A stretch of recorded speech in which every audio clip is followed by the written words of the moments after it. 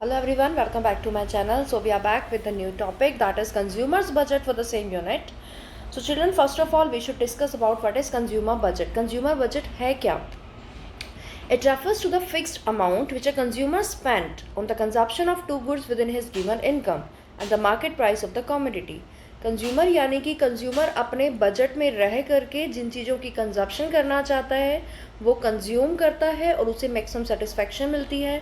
लेकिन कुछ चीज़ें हमें दिमाग में रखनी है। क्या? एक तो उसकी इनकम कितनी है, उसके बेस पे वो क्या खरीद सकता है। दूसरी कि मार्केट का प्राइस क्या है उन चीज़ों का। सो कंज्यूमर बजट की उसके हाथ में क्या पैसा है वो खर्च करेगा मार्केट में, उसके बेसिस पे मार्केट से कुछ लेगा। So that is a consumer budget. Now what is budget set? अब बजट सेट क्या है? बजट सेट हम एक टैबल प्रेजेंटेशन बनाएंगे जिसमें हम ये शो करेंगे कि कंज्यूमर अपने बजट को किस तरीके से सेट करता है, किस तरह एलोकेट करता है अपनी डिमांड को पूरा करने के लिए। So budget set is a table presentation. It is a set of two goods. With the assumption basis, we will take two goods because on a graph, people, you can show only two goods. More than two goods we can't show ना, so that's why we are assuming two goods on the basis of budget. हम जो भी budget assume करेंगे 100-200 rupees का जो भी, so where he will buy within his given income, अपनी income के अंदर रह करके वो जिन चीज़ों को खरीदना चाहता है वो खरीदेगा जहाँ उसे मैक्सिमम सेटिस्फेक्शन मिलेगी, मार्केट प्राइस को ध्यान में रखते हुए कि उन चीज़ों का मार्केट में प्राइस क्या है, उसके बेसिस पर वो मार्केट से खरीदेगा. So that is the equation of budget set.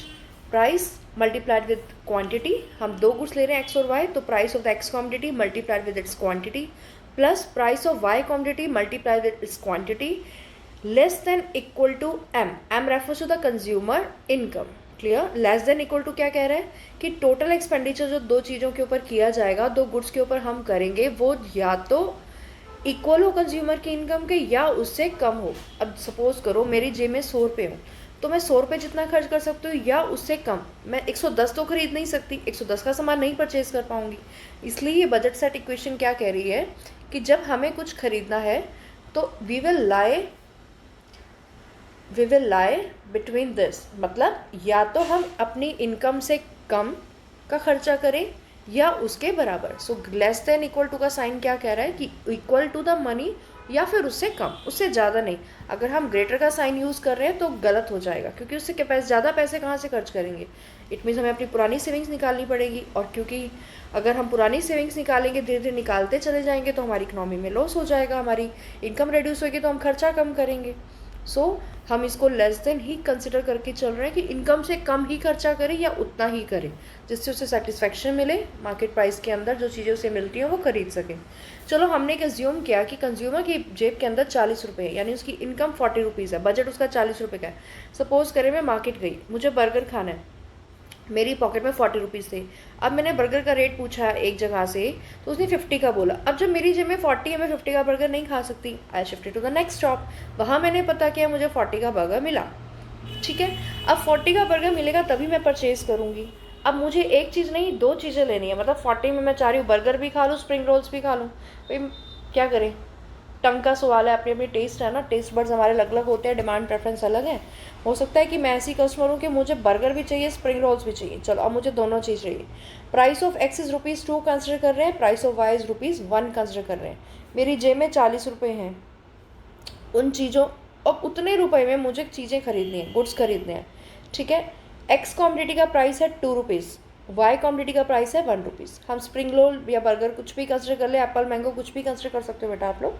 तो हमने डिफरेंट कॉम्बिनेशंस बनाए एक्स और वाई का. एक्स हमारा गेनिंग है, वाई हमारा सेक्रीफाइसिंग है. मैंने अभी लास्ट लेक्चर में भी आपको बताया, हम सेक्रीफाइस को पीछे रखते हैं, गेनिंग प्रोडक्ट को आगे रखते हैं. सेम एज मैंने इस टेबल में भी सेक्रीफाइसिंग को पीछे रखा, गेनिंग को आगे रखा.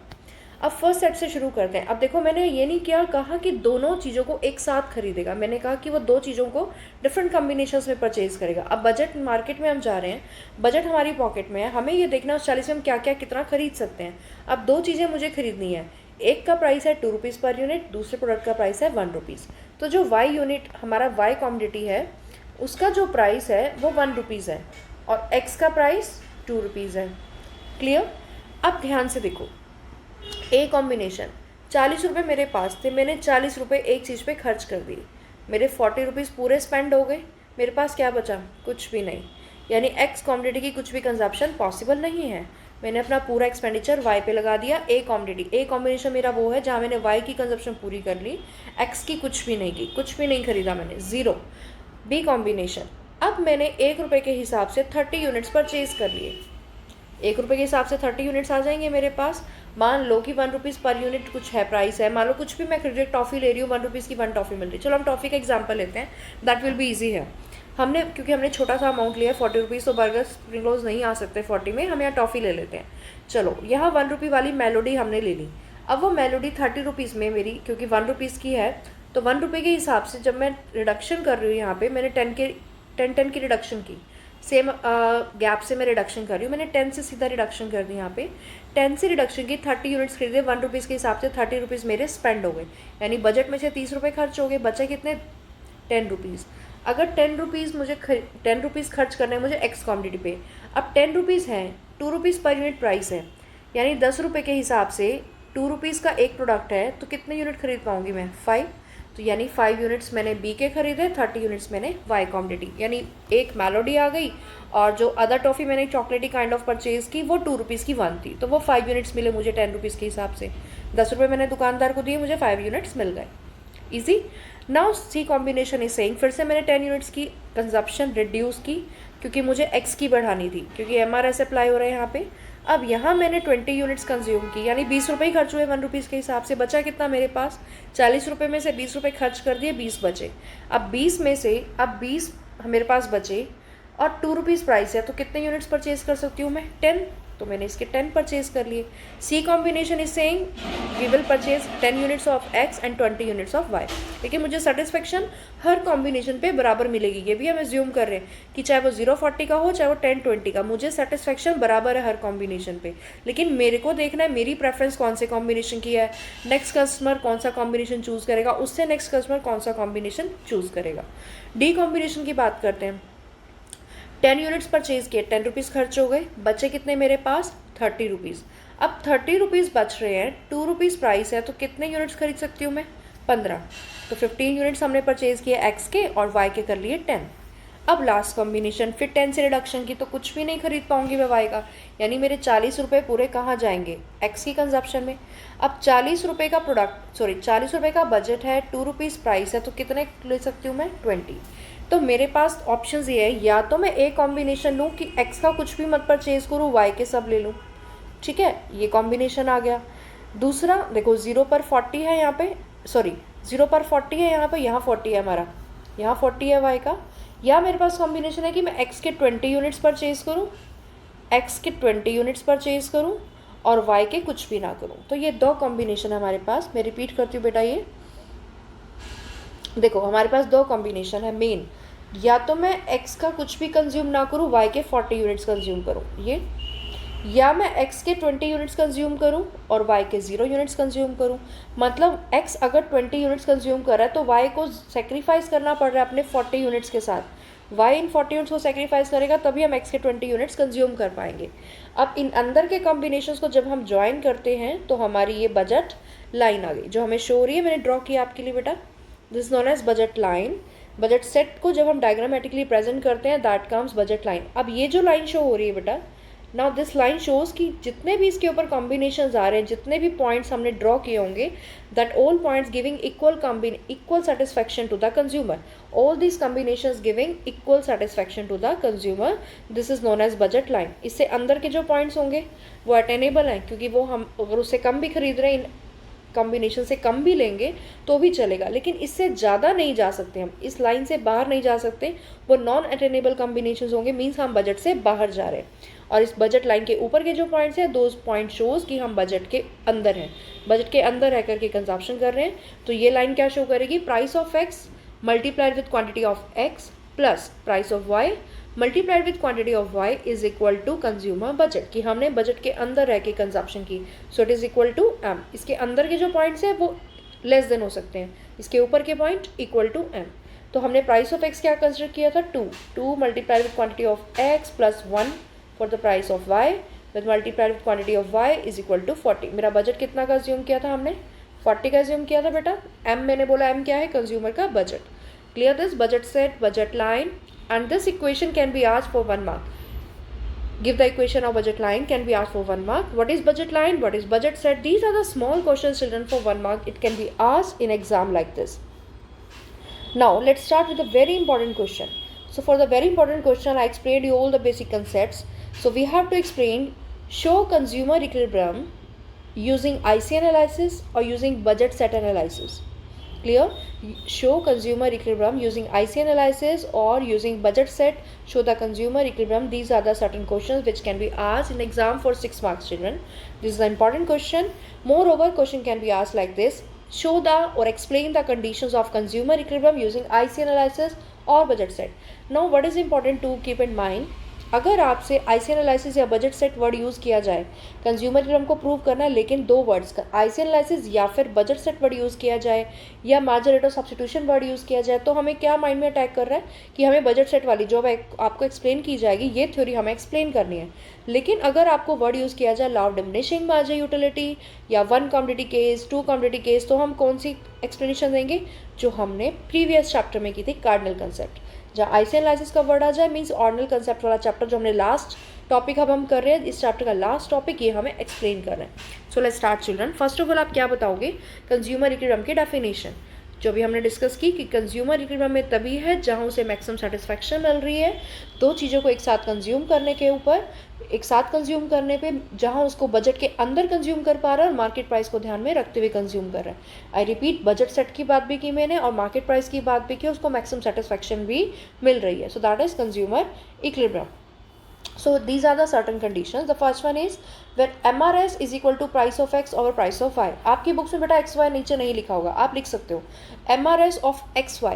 XY मीन्स दो चीज़ों के ऊपर जो margin rate of substitution apply हो रहा है, जब वो मार्जिन रेट ऑफ सब्स्टिट्यूशन दो गुड्स के प्राइसेस के इक्वल हो जाएगा, ठीक है, दोनों प्राइसेस के इक्वल हो जाएगा, फर्स्ट कंडीशन जब फुलफिल हो जाएगी वहाँ कंज्यूमर इक्विलिब्रियम में है। सेकेंड कंडीशन कह रही है कि MR डिक्लाइन होनी जरूरी है। ये दिस द स्ट्रिक्टली रूल कि MRS का डिमिनिश होना जरूरी है, क्योंकि जब हम कंजप्शन करते हैं किसी अदर प्रोडक्ट की एक प्रोडक्ट के साथ, तो एक प्रोडक्ट की कंजप्शन का डिक्रीज होना जरूरी है अगर हम किसी दूसरे प्रोडक्ट की कंजप्शन को बढ़ाना चाहते हैं। If we want to increase the consumption of good X, we have to sacrifice for the consumption of good Y. So MRS must be diminishing if we want these rules, these conditions to be fulfilled, and MRS must be diminishing because we know that IC will be convex from the point of origin. So let's start for the explanation of first condition. Second is I clear to you. So let's discuss with the first condition now. The explanation is children, MRS क्या है? सबसे पहले तो हम ये बताते हैं कि MRS क्या है। MRS वो रेट है जहाँ कंज्यूमर विलिंग हो जाता है एक कंजप्शन को बढ़ाने के लिए दूसरी कंजप्शन को सेक्रीफाइस करने के लिए, यानी अपनी सेक्रीफाइसिंग रेशियो को शो कर रहा है। MRS showing the sacrificing, and what is the formula for sacrifice? Change in Y upon change in X. This is the formula of MRS, margin rate of substitution, जहाँ वो X की consumption को बढ़ाने के लिए Y में कुछ sacrifice करता है। Now there is a case where MRS of XY, जी हमें एक्सप्लेन करना है बेटा इसके साथ, if margin rate of substitution is greater than price of X और प्राइस ऑफ Y, इसको इक्वल करने के लिए हम क्या करें? इक्वलाइज करने के लिए हमें क्या करना है? X की कंजप्शन को बढ़ाना है, ठीक है, we will increase the consumption of X, तब तक बढ़ाएंगे जब तक उसकी यूटिलिटी कम नहीं हो जाती और Y के बराबर नहीं हो जाती और इनके प्राइसेस इक्वल नहीं हो जाते। What we will do? We will increase the consumption of good X so that its utility get reduce, क्योंकि जब हम एक गुड की कंजप्शन को लगातार बढ़ाते हैं उससे मिलने वाली सेटिस्फैक्शन कम होने लगती है, तो मार्जिन रेट ऑफ सब्स्टिट्यूशन दोनों गुड पे इक्वली अप्लाई हो जाएगा, उससे वो दोनों प्राइसेस के, दोनों प्रोडक्ट के प्राइस के इक्वल हो जाएगा।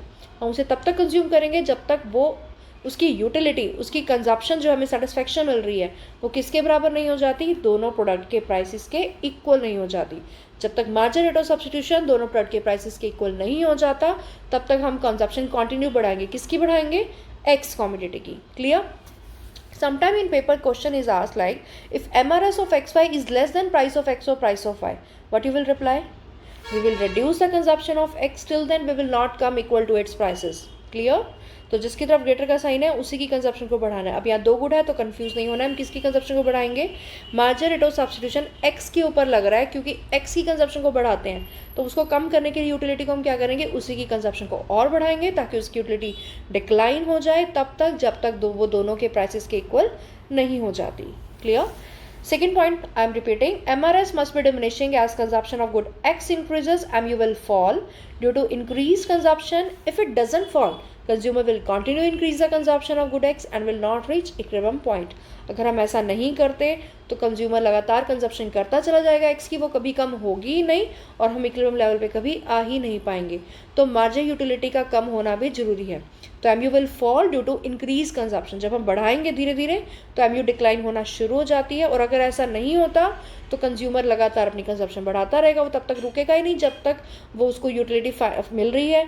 तो एक टाइम के बाद यूटिलिटी का डिक्रीज होना बहुत ज़रूरी है ताकि हम इक्विलिब्रियम लेवल तक पहुंच सकें, और अगर ऐसा नहीं होता तो कभी हम इक्विलिब्रियम लेवल पे पहुंच ही नहीं पाएंगे. Now diagrammatic presentation which we have to explain with this topic. Children, see, the first condition said where MRS is equal to price of X over price of Y. What is the first condition? Where MRS is equal to price of X over price of Y. यानी margin rate of substitution. तो budget set हमारा, budget set की help से हमने budget line draw की. इस budget line के ऊपर जहाँ दोनों के प्राइसेस इक्वल होंगे, हमने एक आईसी कर्व बनाया बेटा. ये आईसी कर्व हमें नजर आ रहा है कि ये टेंजेंट है इस बजट लाइन के ऊपर. MRS showing budget line, this prices shows this IC curve. ठीक है, हमारी ये prices, I am repeating, this MRS is showing IC curve and prices showing the budget set, this budget line. prices की help से हम budget line draw कर रहे हैं. I repeat it because I have sorry for this mistake. By mistake I have announced this. I'm repeating, children, listen carefully. Prices determining, again I'm writing here, where MRS is equal to price of X over price of Y. जहाँ दोनों के prices equal हैं. Prices कहाँ equal है? इस budget line के ऊपर हमें नजर आ रहा है कि हर कॉम्बिनेशन हमें इक्वल सेटिस्फेक्शन देता है इस बजट सेट के ऊपर, इस बजट लाइन के ऊपर. MRS is drawn on the basis this IC curve shown on the basis of MRS. और ये MRS हमारी आईसी की स्लोप है. हम अब तक डिस्कस करते आ रहे हैं बेटा, MRS आईसी की स्लोप है. तो जहाँ ये दोनों इक्वल हैं, अब इस बजट लाइन के ऊपर आईसी हमने जो ड्रॉ की है, इस एम पॉइंट के ऊपर ये क्या दिख रही है? टेंजेंट, उसको टच कर रही है. तो this point what is showing कि यहाँ हम इक्वलेट हैं, ये कंज्यूमर इक्विलिब्रियम पॉइंट है. आईसी का कन्वेक्स होना जरूरी है क्योंकि उस पर MRS अप्लाई हो रहा है, और MRS का डिमिनिशिंग रेट से अप्लाई होना बहुत जरूरी है. MRS should diminish at diminishing rate, it should decrease at decreasing rate. तो जो हमारी आईसी है बेटा, देखो आईसी के हर किसी भी पॉइंट को हम ले लें, हमें पता है कि आईसी का हर पॉइंट हमें इक्वल लेवल ऑफ सेटिस्फेक्शन दे रहा है. आईसी का हर point equal level of satisfaction दे रहा है. आईसी का ऊपर होगा तो हायर सेटिस्फेक्शन होगी, नीचे होगा तो सेटिस्फेक्शन भी कम होगी. लेकिन हमारी आईसी टच कौन सी कर रही है? बजट सेट के ऊपर. IC1 जो हमने ड्रॉ की हुई है ब्लैक से मैंने, वो टच कर रही है. और कहाँ टच कर रही है बेटा? देखो एम पॉइंट पे टच कर रही है. So that point is known as equilibrium point, क्योंकि यहाँ हमारी आईसी टेंजेंट है हमारी बजट लाइन को. Clear this? So here the condition is fulfilled that MRS is equal to price of X over price of Y. दोनों के prices को हम बजट लाइन बोल रहे हैं, MRS यानी कि IC को शो कर रही है. So these condition is fulfilled at this. And second condition क्या होती? M हमारी IC का कन्वेक्स होना जरूरी है क्योंकि MRS decreasing eight decreasing rate. Obviously हमने IC उसी के बेसिस पे ड्रॉ की है, हमारी दोनों कंडीशंस पूरी होगी. So here consumer is in equilibrium. So we have prove using budget set budget line where consumer is in equilibrium at point M. So children, this is the theory for 6 marks. You have to explain like this. So stay connected. This chapter is completed here. If there is any query, you can ask personally. Thank you. Have a nice day ahead. Blessings to all.